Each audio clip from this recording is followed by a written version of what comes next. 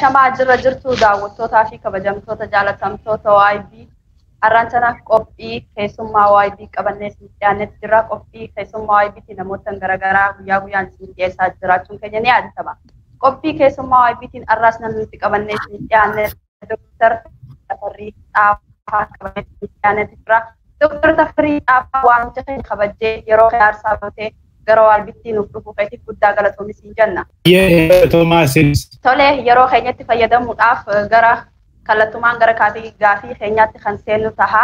Qofaan ani gaafachuu barbaade haalummaa yeroo ammaan tana ajjechaan olaantummaa seeraatiin guutuu Oromiyaa keessatti raawwatamaa jiru kun akeekni isaa maali jettee yaaddame daawwattoota keenyaaf ifanu godhe. Hayyee galatoomi. Ajjechani amma yaadamaa jiru kun yookiin ajjechaan amma deemaa jiru kun keessattuyyuu dargaggoota beekanaa umuriin isaanii waggaa 16-17 akkasumas kan roobetti ajjeessan kana baadee roobe nam gurbaadhuma waggaa 16-17 akkasumas dubartii ulfaa naannoo Hararitti ajjeessan kun dubartii tarii waggaa 20-22 akkasiiti.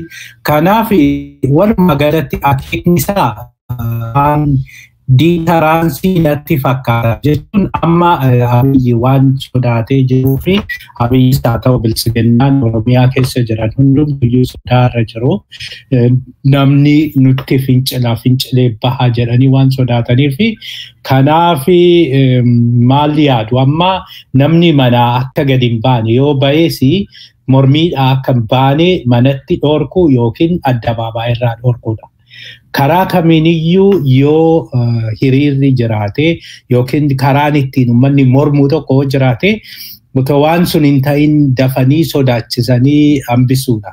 Kanaaf amma kan dhaani keessa amma gurbaa kana yoo argitee jettu suurri ergasiis nu ergame akka agarsiisutti dura dhaabbatanii ilaalaa turanii dargaggoonni kuni gaafa mormii geggeessanii achiin booda mormii kanaa ajajatu kennameef qaama olaanaarraa ajajni kennameef fakkaata. Achiin booda dhukaasa bananii duuban immoo rukutanii. Duuban rukutan jechuun ijoolleen kun dhiyeessaa turte akka seera addunyaatti illee nama gaafachiisa. Nama dhiyeessaa jiru tokko duuban hin rukutan. Lammaffaa immoo warri amma hiriira bahe kuni meeshaa waraanaa tokkoyyuu of harkaan qabanii addabaabaayii ba'anii mul'ifachuun mirgaa garuu isaan egaa asitti ergaan isaan dabarsuu barbaadanii gadi baatanii jennaan isiniin dhaadha. Gadi baatanii jennaan hunda keessaniyyuu isiniin dhaa isiniin tarkaanfii isinitti fudhadhaa. Kanaaf namni tokko mormuu hin dandeessanii, mormuun hin danda'amu. Mormuun walumaa galatti seeraan dhorkadha waan jechuu barbaadan fakkaata. Kana kan anirraa. Tole egaa guddaa galatoomii amma kallattumaan gaafii lammaffaa kan itti gaafadhu ta'a. Gaafiin lammaffaa irratti si gaafachuu barbaade. Oromiyaa keessatti namoonni hiriira nagayaa bahanii ajjeefamu. Garuu naannoo Beenishaangul Gumuz keessatti namoonni saba Amaaraa ta'an hidhatanii akka isaan hidhatan goona jechuudhaan itti aanaa muummee ministeeraa kan ta'e Dammakaa Mokonnan dubbateeti jira. Mee waan kanarratti lubbuu nama tokkoo caalti moo maali jetteeti yaaddameeti akka? Eeyyani kuni waan animal farmii keessa jiru tokko si yaadachiisa. Animal farmii keessatti maal jedhaa afaan Ingilizitiin all animals are equal but some are more equal than the other. Nama achi keessatti wanti inni jechuu barbaade namni hunduu walqixaa tokko immoo caalaa walqixaa'edha. Kanaaf namni hunduu walqixaa akka seeratti seerri hundumaaf hojjechuu qaba. Kan Beenishaangullis Oromiyaa keessa fudhadhu. Oromiyaa Finfinnee keessa fudhadhu. Yeroo bilchiginnaadhaa ta'e hiriira bahuu ni dandeessa. Yeroo bilchiginnaadhaa ta'e walgahii bahuu ni dandeessa. Yeroo bilchiginnaadhaa ta'e akka barbaadde ta'uu ni dandeessa. Yoo bilchiginnaa mormita ta'e hin ajjeefamta. Yoo bilchiginnaa morma jettee walgahii wayii geggeeffatte koronaatu jira. Yoo irreechaan naqa jette koronaatu jira.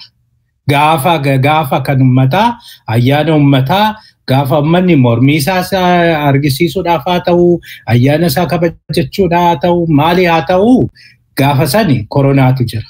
Gaafa sani hin danda'amu. Gaafa sani hin ajjeefamta. Gaafa immoo bilchiginnaa deeggarsa baatu tiishartii Abiy uffattu hin danda'ama. Koronaanis hin jiru, walga'iinis hin danda'ama, waan hunduu hin danda'ama gaafa san. Kanaaf amma seera jechuun Abiy mormitamoo Abiy deeggartaadha. Seera biyyattii sanaa otoo hin ta'in, olaantummaa seeraa otoo hin ta'in, Abiy deeggartamoo Abiy mormitaadha. Kanaan gargar baheera. Kanaaf kan Oromiyaa hunduma caala mirgi Oromoo dhiibamee jira kan jennee iyyiin walkanii guyyaa addunyaa guutuun akka nu dhaga'u kan nu hojjechaa jirru maalirratti hundoofneeti rakkoo guddaan bahanii mormachuun mirga uumati. Uumatu nuu kenne san. Namni jalqabaa hin mormataa ture. Namni jalqabaa. Ammas daa'imni xinnoon illee ati humnaan qabdee jennaan hin mormatti. Hin ta'uu jetti. Walitti bu'u. Abbaa fi ilmi, intalaa fi haati. Namni hunduyyuu falmii qaba. Maaliif namni hunduu bilisummaa qaba. Ganama bilisa ta'ee dhalate. Waan barbaade san kan barbaade deeggare kan barbaade mormee. Kana dhoorkuu jechuun egaa caalaa mormii ofitti kaasuudha. Hin beekne malee isaan. Amma afaan qawweetiin sodaachista. Afaan qawweetiin sodaachistee anamma sodaatamaa jira hunduma caala maalinni Oromiyaan yoo xinnaate aanaa 380 akkasii wayii qabdi. Aanaa tokko irratti nama poolisii 50 loltuu 50 maalii 50 godhanii hiranii fageessaniiru. Uummanni ammaaf sodaateera. Ammaaf sodaatee otoo hin ta'in ukkaamameera. Ukkaamsan immoo yoo xinnoo ture hundumtuuyyuu hin dho'a. Gaafa dho'eedhu bakka seentu hin qabdu. Hunduma caala bakka seentu hin qabdu. Even yeroo wayyaanii san caala balaa baatee deemaa jira kun. Balaan isaa maaliin akka ta'in sitti himu. Amma egaa waan ati naa kaaste kanarraa naannoo Beenishaangul kanattiin si dhufu. Naannoon Beenishaangul rakkoon isaa maalidha? Beenishaangul yeroo wayyaanetis ammas so naannoo Beenishaangul yeroo wayyaanetis yeroo ammas rakkoon isaanii rakkoo lafaati. Oromiyaas kan mormii sana dhalee wayyaanee Finfinnee haariisise rakkoo lafaati. Lafa sana bara wayyaaneen hektaara 100 hektaara 200 300 akkasitti fudhataniiti naannoo Beenishaangul hunduma isaanii achirraa buqqisan. Achiin booda yeroo sanitti egaa misooma maalidhaa humna isin qabanii sanatu dhufe. Amma sanaan booda dhufanii warri qoratu kuni Abiyyi maal jedhanii magaala gaarii, magaala gurguddaa, magaala fuulduratti haala gaarii ta'u naannoo hidha Abbayyaa kanarratti ijaarraa jedhanii qarshii hedduun isarratti haa ba'u jedhanii proposaalii akkasii dhiyeessan. Otoo jennu magaalli tokko hundaa'uudhaa fi bishaan lagaa qofa bira jiraachuun gahaa miti. Amma isaan kan jedhanii haroon naannoo sanitti jira. Haroon sana fayyadamanii akkasitti kan isaan jedhan. Maaliif haroon suni haroon iddoo baay'ee jira. Haroon Dambal jira, haroon Langaanoo jira, Bijaataa jira, Oromiyaa keessayyuu haroo baay'eetu jira. Haroowwan sana keessatti maaliif magaalli akka ijaaramu hin barbaadin maal rakkoon haroo barbaada. Koqaan mataa isaatiin Awaashii haroo guddaa uumee jira. Maafi koqaa sana magaaluma koqaa sana maaliif guddisuu hin yaadin magaalli suni maaf akka guddaa taatu godhin. Karoorri Beenishaangulitti Abiyyi magaala guddaa ijaara jedhu maaliin. Kana gaafa ilaaltee jettu fuulduratti karoorri ta'u waa lama. Naannoo lachaa naannoo irraa geessitee duraanii Oromiyaa dhufu Oromiyaan ofirraa dhoorkee kibba deemanii kirbiis ofirraa dhoorkee dhiyootti kan jirtu Beenishaangulii Amaara naannoo Beenishaangulitti buusanii qubsiisudha. Naannoo sanatti jechuudha.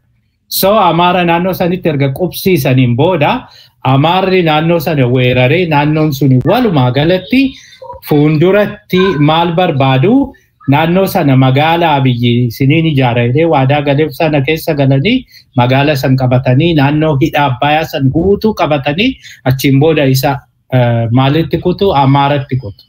Amaaratti kutanii achiin booda humna qabatu.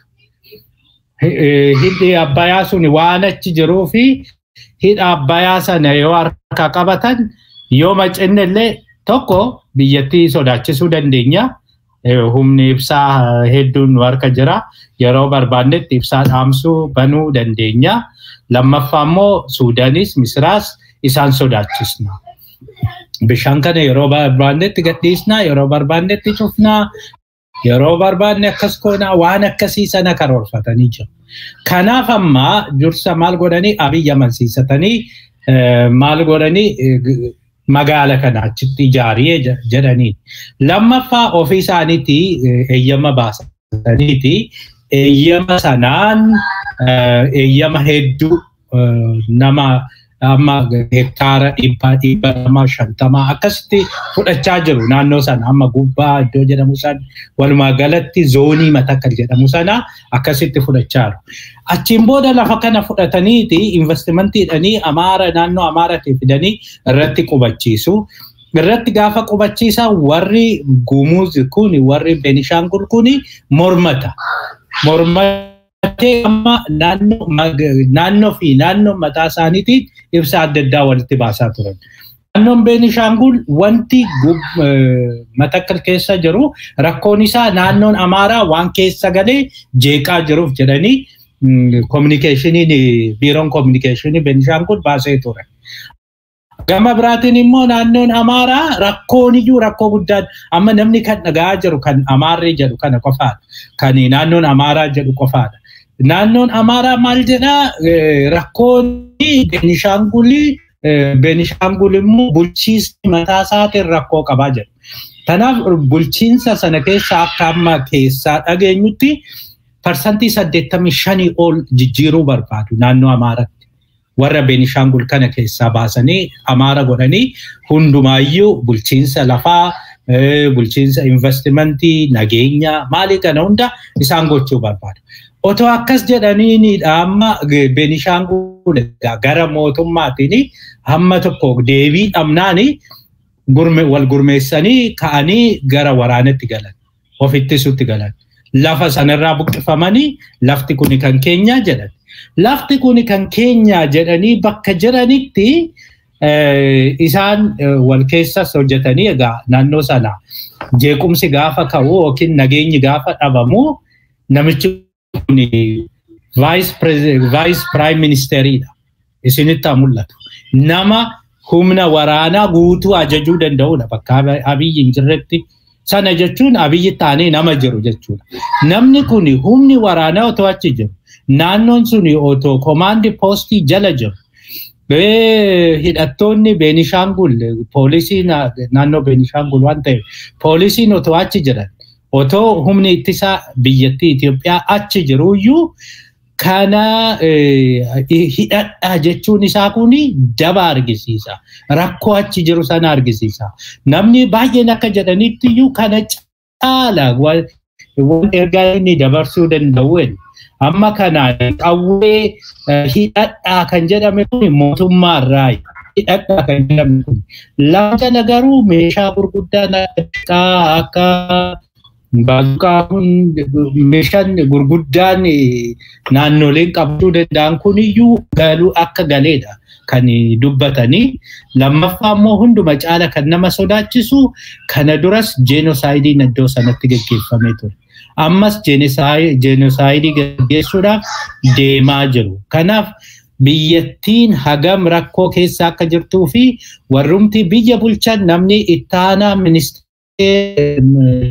ministeera jedhamu tokko uummataan siviiliyaanidhaan hidhadhaa jechuun abdii yookiin egaa abdii warra isaaniif loltuu kanarraa hin qaban ta'a.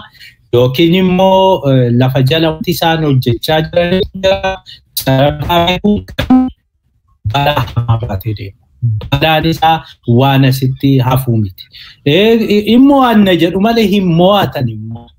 Hin mo'atan. Warri Laftisni Sudan wajjin wal akkuma mara Sudan wajjin Benishangul Sudan wajjin wal Sudan keessa immoo meeshaa waraanaa kanaafi warri Benishangul meeshaa waraanaa barbaade saba Amaaraan Benishangul Gumuz jiraatan irratti jechuudha amma gaafii sadaffaa kan si gaafadhu yaada mootummaa cimsaa jabaa Daawwisaa dhiyaatedha. Maaltu barbaachisa gaheen hayyoota Oromootii fi Oromiyaa ta'u maal ta'uu qaba jettamee? Yaadni hayyoota baa'oo keessanaaf maqaa gaariidha yaada waa yaaduma ta'uu maluudha falli biyyattii sanas kanuma dhibee wantichi garasitti deemuu isaa hin oolu yoo jennu kana erga isaan jedhaniin booda developmentiin har'a jiru warri Amaaratiif bilchiginnaan Amaaraaf bilchiginnaan Oromiyaa walitti bu'an kanaaf walitti bu'iinsi kun sadarkaadhuma hooggantootatti akka hammachaa deemedha kan jedhanii kanaaf kun wanti isa hammeessee gara soortii akka deemaa jirudha. Isa wajjin maaltu barbaachisa duraan dursee wanti barbaachisu mootummaa kana mootummaa ce'umsaa otoo hundeessin dura warri hidhame hunduu gadhiifamuu qaba. Gaafa inni dura warri hidhame gadhiifamuu akka qabudha. Otoo warri hidhame gadi hin dhiifamin hayyoonni hooggantoonni dhaaba siyaasaa hundumti isaanii otoo gadi hin dhiifamini mootummaan ce'umsaa hundaa'u kun fudhatamni isaa fi ciminni isaas natti mul'atu.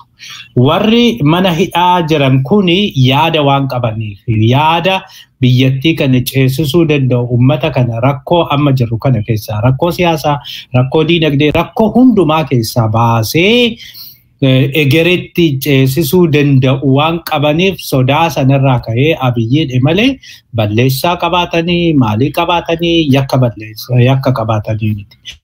Kanaaf inni dura mootummaa ce'umsaa otoo hundeessin dura mootummaa ce'umsaa warri hundeessan hooggantoota dhaabate kan mana hidhaa jiranii isaan suni ba'uu qabu.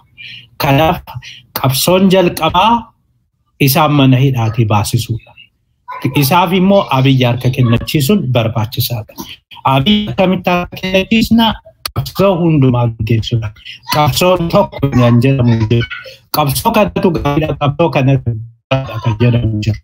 Qabsoon hunduyyuu wal deeggaree wal ta'ee wal qabee mootummaa jilbiifatee uummata dhiifama gaafatee fedhii uummataa sanitti deebi'uudha. Sanaafi sanarratti xiyyeeffannoo godhamuun gaariidha. Akka himaammataatti akka tarsiimoon nuti fayyadamnu kamiidha kan jedhamu namni kan itti fakkaate gochuu danda'a. Karaa nagaa deemuu ni dandeenya, qabsaa'uu ni dandeenya. Karaa diinagdee qabsaa'uu ni dandeenya. Karaa qawwee hidhannoo qabsaa'uu ni dandeenya. Hunduu karaa danda'inaa qabsaa'u sana. Sanaaf inni hundi mootummaa sana dadhabsiisanii harka kennatee warra hidhame erga baaseen booda mootummaan ce'umsaa akkamitti hundaa'a? Mootummaan ce'umsaa namootaan hayyootaan otoo hin ta'in hayyoonni yaada dhiyeessuu danda'u, hayyoonni gahee isaanii taphachuu ni danda'u kana keessatti hunda caala dhaaba siyaasatti kana kan gochuu qabu dhaabbileen siyaasaa walitti dhufanii dhaaba siyaasaa hoo jedhan dhaabni siyaasaa akkami yoo jetteette dhaabni siyaasaa duraan dursee dhaaba siyaasaa ta'ee kan akkasumaan odeessu baay'ee jira.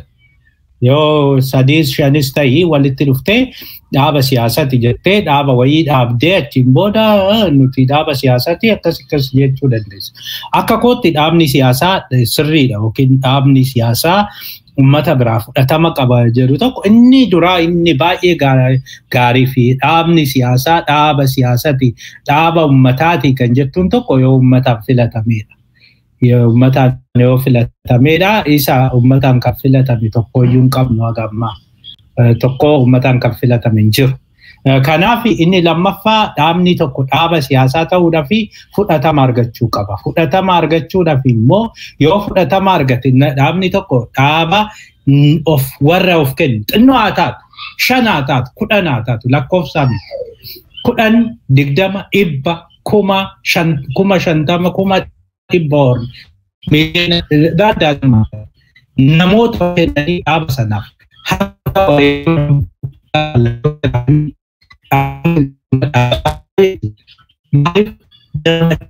nama garaa hojjetuuf nama waan kun nu baasa jedhee deemaa jechuudha.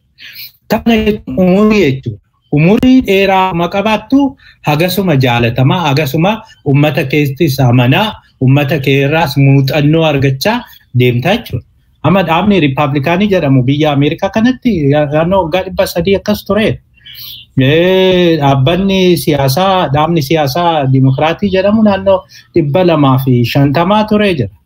Kanaaf waan akkasii gaariidha. Even gadaa keessatti yoo ilaalle akka amma beeknutti dhaabni Meelba jedhamu kun amma waggaa 500 ol kan turedha. Dhaabbileen hundumtuu iyyuu kan gadaa kun egaa naannoo waggaa 500 kan turanidha. Kanaaf Meelba walitti dhaaba siyaasaa ilaalcha qabu.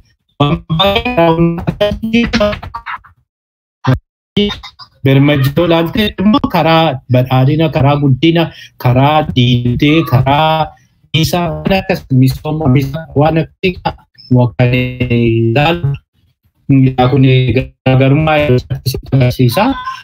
Kanaaf dhaabbileen siyaasaa akkas kun taayiin yeroon isaan qormaata yeroo san keessa keessa darbanii akka warqiitti akka dahaabatti achi keessaa salamanii bahakuni isaan kun dhuguma dhaaba siyaasaa Oromooti.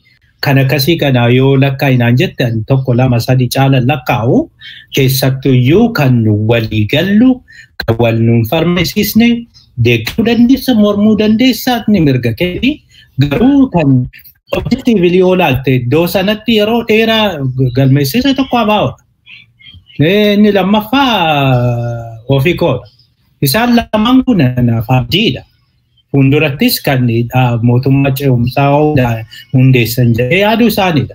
Kanaaf isaan lamaan waliin maratanii yoo barbaadan dabaluun ni danda'ama. Garuu kan biraa gaafa dabaltu rakkoon jira. Kaleessa hundaa'anii yookiin haala hin taane keessatti hundaa'anii dhaaba siyaasaa jechuun hin dandeessu.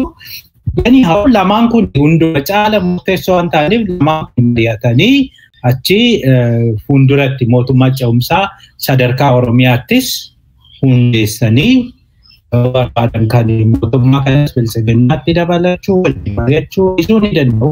Garuu isaan lamaan gahee guddaa qabu. Kanaaf isaan kun lamaan walitti dhufanii wanti isaan hundeessan sun haa jennu dhaaba siyaasaa lamaan kun mana marii haa jennu akka Oromiyaatti 40 qabu wayii mana marii dhaabbolee siyaasaa jedhamee nama 40 kan qabu erga hundeessaniin booda tarii ABO'dhaa 15 OFCOdhaa 10 akkuma Jawaar dura kaalkuleet godhesan waan akka otoo dinqisiifatiin bira darbu Jawaari. So Jawaari akka dura kaa'ee viizhinariidha. Jawaari baay'een dinqisiifadha.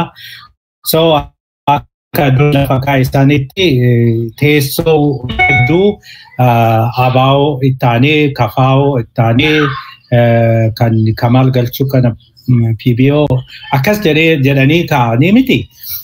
Kaala saniin sanumaa walga'u teessoo 40 yoo teessanii siyaasatti yeroodhaaf kun waggaa tokko yookiin yoo guddate waggaa 2 fi waggaa tokko sana keessatti kan sadarkaa Oromiyaatti jennu nama 40 murteessan ABO'dha nama 15 KFO'dha nama 10 warra kaanii immoo 5 illee yoo kaanii jedhanii sana booda jarri lamaan 25 gaafa qabatanii bilisiginnaadhaa 5 PBO maalii walaa maalii kana tokko 2 yookiin 5 yoo hiranii fi jedhanii teessoo 40 godhanii manni marii 40 yeroo rakkoo kana keessaa nu baasuu ni danda'a.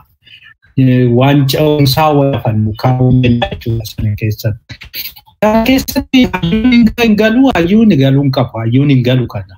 Hayyuun yaada dhiyeessaa malee dhaaba siyaasaa yookiin eenyu miti miseensa dhaaba siyaasaa yoo sana keessa galuun qaba jedhe dhaaba keessa galuun qaba hayyuun. Yoo sana nama siyaasaa qaba sana warri kan raawwatu warruma hooggantoota gaggeessitoota dhaabaa sana kana gochuu danda'an jedhee yaada. Sadarkaa federaalatti immoo maal goona? Sadarkaa federaalattis akkasuma warri bakka nu bu'aa uummanni Oromoo gaafateetti yoo barbaade sarvee xinnoo gaggeessuu ni dandeessaa dhaabatu bakka nu bu'a jettee otuma sarvee xinnoo gaggeessite uummanni ni mata dhaaba isa bakka bu'u jechuudha. Abaa'oodha kafaa'oodha. Isaan lamaan wajjin jira uummanni. Kanaaf isaan lamaan sadarkaa federaalattis walii galanii naannolee biraa wajjiniin dhaabbilee siyaasaa naannolee biraa wajjiniin amma kan Tigraay, kan Amaaraa, kan Somaalee, kan Sidaamaa kanuma iddoo saglaniyyuu walitti dhufan isaaniin mari'atanii achiin booda akkuma sana mana mariiti kan isaan ijaaratan. Isaanis mana marii kana manni marii kuni fakkeenyaaf nama dhibbaa yookiin nama 90 nama 120 akkas gochuu dandeessa. Isa keessattis akkasumatti fudhatta yeroo hundumaa proportionally fudhatta. Isa keessatti wanti yaaduu qaban akka Oromiyaatti fi akka federaalatti garaagarummaa qaba. Akka Oromiyaatti gaafa laaltu dhaaba siyaasaa umurii dheeraa kennuu sadarkaa Oromiyaatti teessoo akka federaalatti garuu akka uummata Oromootti dhaaba siyaasaa ta'in Oromoo bakka bu'anii Oromootu teessoo sana fudhata. Oromoo tapni keessanas kan keenya ta'uu qaba jechuudha. Dhibbaa ta'e fakkeenyaa fi dhibbatti murteessite teessoon namni kan keenya ta'uu qaba.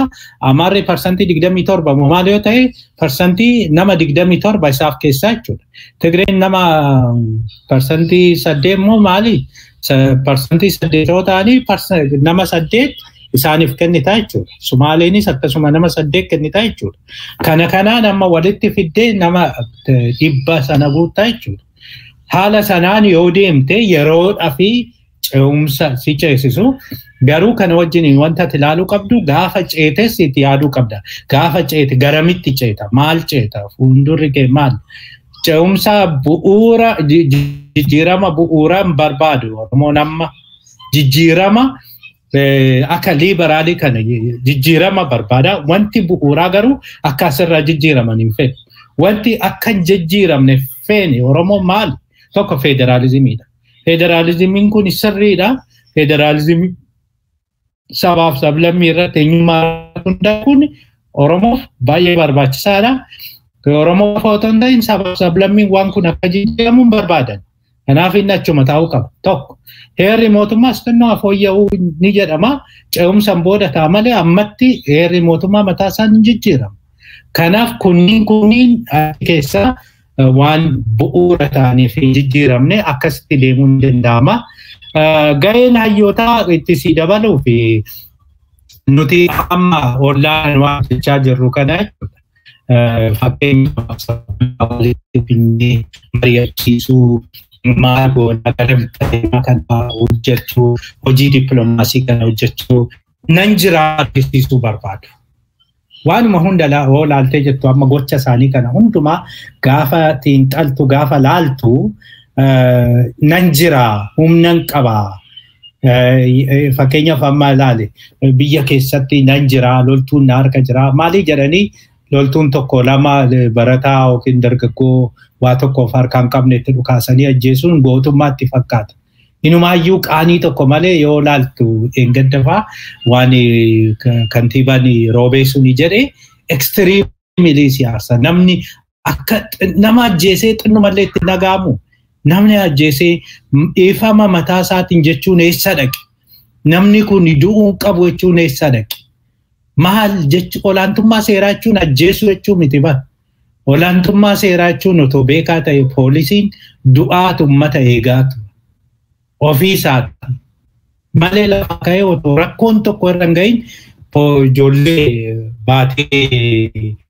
baateetti dhukaasuun waan hin malle. Kuni fuulduratti isaanan itti gaafatamuun gaafa tokko hin dhufa.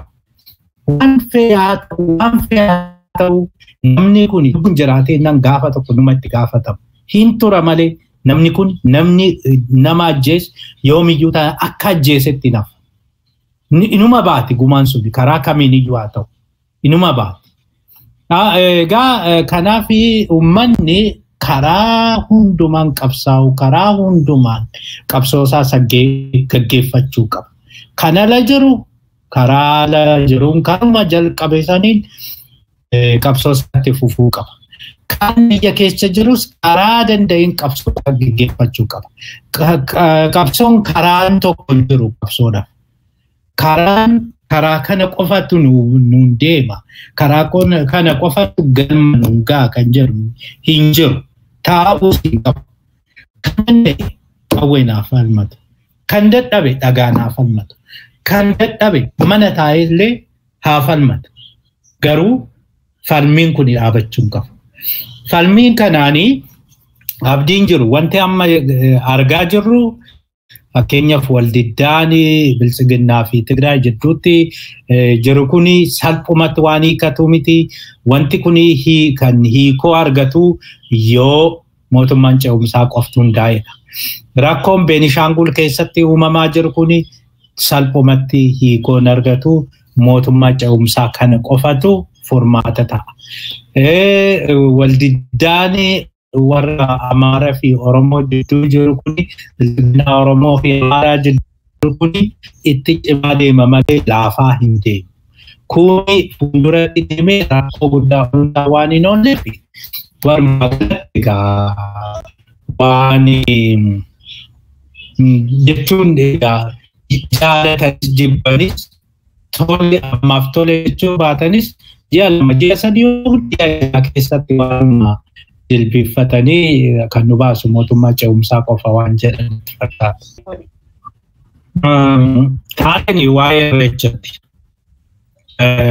Ammas waldiddaa natti fakkaata waldiddaa guddaa warra Amaaraa fi warra Oromiyaa jidduutti kan uume dhimma irreechaa kanaadha. Baay'inaan ilaalchi sanaa oli galee isa irreechaa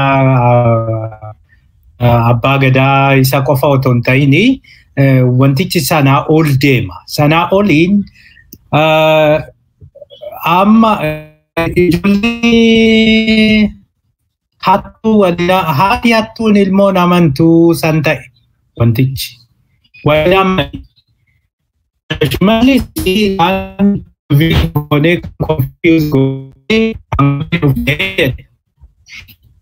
jechuudha. Sana jechuun nutu akkasitti fayyadamee nutu aangorra jira. Jaalatanis jibbanis nutu ergachaa jiraadha kan inni jedhu. Kanaaf isaanis yeroo baay'ee taranyaa jedhu. Warri Amaaraa jechuudha. Abiyyi taranyaa akka isaan hin jenne ta'eeti ministeera biyyattii qabdu 20 keessaa ministeera 9 Amaaraa. Oromoon ministeera 3 gaafa hafu jechuudha. Maaliif isaan gammachiisu jedheeti akka taranyaan jedhamne jedheeti. Akkasiinis ta'ee dubbiin bu'uuraa dhugaarratti waliigaluu otoo hin ta'in anaaf ta'a waan ta'eef hanga fee ministeeruma 20 guutuu otoo Amaaraa kennite Amaarritti hin gammadu. Tarii Oromoon ammatti yoo gaafii isaa deebistee fi dhimma irraan qabu. Yeroo wayyaaniin jirtu garuu ministeera 20 akkas wayii keessaa Oromoo ministeerri 10 akkas wayii ta'an 9 ta'an kan Oromoo 9 ta'an nanni bu. Maaliif Oromoon parsantii 40 waan ta'eef waanuma isaa malu. Amaaraa garuu waan isaa malu miti. 9 gochuu jechuun egaa waanuma isaanii abbaa yeroo taranyaa maal jedhani kanaaf. Kanaaf dubbiin akkasiin gaafa jiru warri Amaaraa nuti convinced hin taane confused hin taane jedhanii dhiibbachaa xixiqqaa turan. Xixiqqaa turanii egaa hamma eegame isaanis humna isaanii karaa isaanii maal fayyadaman. karaa isaanii malu fayyadamanii karaa caasaa isaanii fayyadamanii waan irratti humna qabu fayyadamanii rakkoo garaagaraa uumaa turan. Isaan keessaa tokko Jawaar akka hidhamu gochuudha. Jawaar akka hidhamu gochuun gantoonni siyaasaa hedduun akka hidhaman gochuun akka humna qabanii fi even namootuma Oromiyaa hedduu akka hidhuus maal gochuus danda'an argisiisuudha. Nu ammallee humna qabna isinirraa argisiisuudha. Kanaaf amma Irreecha irratti walii galteen ni jiru. Irreechi dura haa irreeffatamu jedhee kan murteesse Gadaadha. Gadayyuu kan dura murteesse Abbaa Malkaa Sagalee Tuulamaatu murteesse kan. Sagalee Tuulamaa jechuun abbootii Gadaa, Tuulamaa Sagal jechuudha. Isaantu murteesse waan kana Abbaa Malkaa waan ta'aniif. Achiin booda immediately Bariisaa gumii abbootii Gadaa waamamee gumiin abbootii Gadaa waan kana murteesse. Gumiin abbootii Gadaa gaafa murteessu gumiin abbootii Gadaa irreecha gaafa dhuftanii maaskii godhadhaa yookiin wayyaa afaanitti hidhadhaa jedhe malee baajii godhadhaa kan jedhu keessan jiru kan isaan biraa dhufes miti kun. Kan isaan biraa dhufes miti achiin booda baajii sana erga fudhataniin booda erga sana booda mootummaan keessattuyyuu poolisii federaalaa. Poolisii federaalaa maayindii eenyu harka jira. Poolisii federaalaa namtichi eenyu maqaan isaa yeroo hunda kananii maqaan isaallee heera mootummaa mataa isaan seera biyyattii sanii cabsaa. Indashaw Xaasaw. Indashaw Xaasaw namni Jawaar akka hidhamus gahee guddaa taphate nama kan. Indashaw Xaasaw. Kani dubbii kanatti xaxee kanaani mannaa jedhu Fiqaaduu Tsaggaa ittaanan eenyu jechuudha. Ittaanan Abbaa Alangaa sanii Amaara. Aadaanichi matashiitiin Oromoo waan taateef achirraa kaasan. Achi kaasanii nama dhibbaa nama ofitti amanamummaa illee hin qabne achi kaa'an. Iddoo sanaa jechuudha. So isaan kun amma kana fayyadamaniiti poolisiin federaalaa murteessee Indashaw Xaasaw ofii isaatii baajii qopheesse. Baajii qopheessee baajii sanaanii baajii qopheessee baajiin suni hagana nama dhibba lama nama dhibba sadii nama dhibba sadii ofii chaappaatti godhanii achiin booda chaappaa sanaanii fuudhanii poolisii Finfinnee si chaappaarra gahe. Poolisiin Finfinnee fuudhee poolisii Oromiyaatti kennee chaappaarra gahe. Poolisiin Oromiyaa fuudhee abbootii Gadaatti kenne. Maal jechuudha kun? Masaraa mootummaallee gaafa seentu akkasitti hin seentu. Masaraa warraa seennee beekna akkasitti seennu. Waamichi tokko nu godhame sanuma. Masaraa guddaa addunyaa bulchiti jennu Ameerikaa kanas White House seennee jira. White House eenyuyyuu goonee White House ji'a lamaan yeroo hiriira achitti gaggeessanii masaraa warri hiriiran kuni wal ta'anii White House seenanii White House caccabsuu danda'u jedhanii sodaataniiti. Trump lafa jala lafti jira manni lafa jala gadi mana lafa jala san geessanii itti cufani waan hundumaayyuu yoo tarii seenan jedhanii jechuudha. Hagas nama kabaju hiriira nama kabaju. White House dhattee ati hiriira barbaadde geggeessitee deemuu dandeessa. Dansi dhorkuun jiru mirgas. Kanaaf isa sana otoo jiru kana laal wal amanuu dhabuu isaanii laal. Poolisiin Finfinnee kan federaalaa namanu, kan Finfinnee kan Oromiyaa namanu, kan Oromiyaa kan Finfinnee namanu, poolisiin Oromiyaa abbootii Gadaa namanu, wal amantaan hin jiru, wallaaqadha. Kana keessa kan humtiin anana jedhe qofti ta'uu qaba jedhu kan federaalaa sanii sanaan murteessan. Sanaan murteessanii booddeerra hunduu gadde.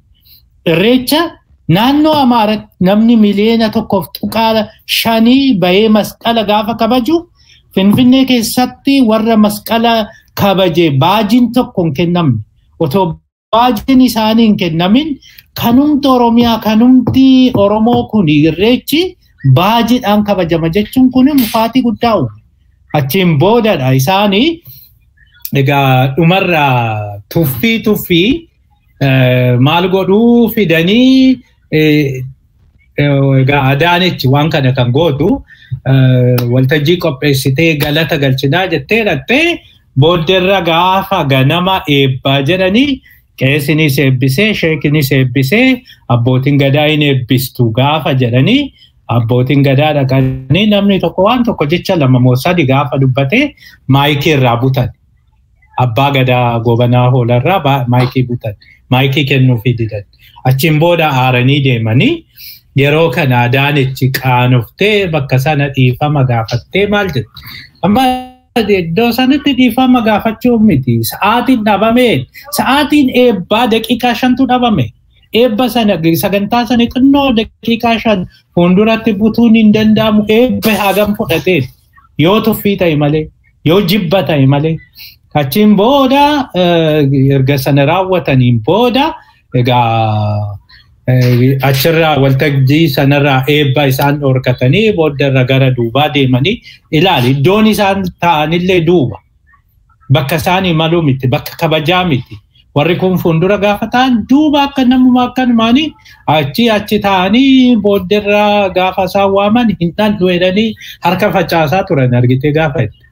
Nannu akkamitti akkas godha jedhanii booddara Shimallis Abdiisaa fi Alamuu Simeesumfaa kadhatanii maal godhanii sossobanii dhaqanii isaanis ergasii miidiyaa garaagaraa VOA'dhaanis BBC'dhaanis gadda isaanii ibsatanii hundaafuu wanti kun akkan sitti agarsiisu walumaa galatti yoo guddistee ilaaltu wal diddaa deemaa jirudha. Kanaaf warri Amaaraa tuffii Oromoo qaban, tuffii aadaa Oromoo qaban, tuffii abbaa gadaa Oromootii qabanidha kan hunda caalaa arginu.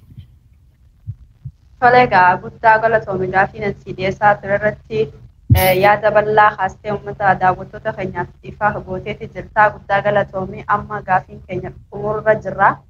Yaadaa fi dhaamsa waliigalaa yoo qabaattee gamanumaan carraasii kanneetiin jira daawwattoota waa'ee uummata Oromootiif dhaamsa dabarfadhu. Dhaamsiin ani qabu iddoo hundattiyyuu jabaadha. Abdiin kutatina. Rakkoo guddaa rakkoon hawaasa kamiyyuu guyyaa tokkotti kan furmaata argate hin jiru. Bulchiinsa gaarii, bulchiinsa yaraa argachuun carraadhuma.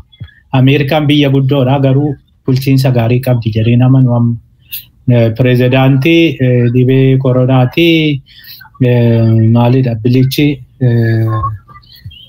afaan Oromootiin maal jedhama bilichiin saamunaa barakiina waraannadhaa jedheedha. Akkasii qabdi Ameerikaanis. Kanaaf rakkoon akkasii kun idduma hunda jira garuu hin sirraaha.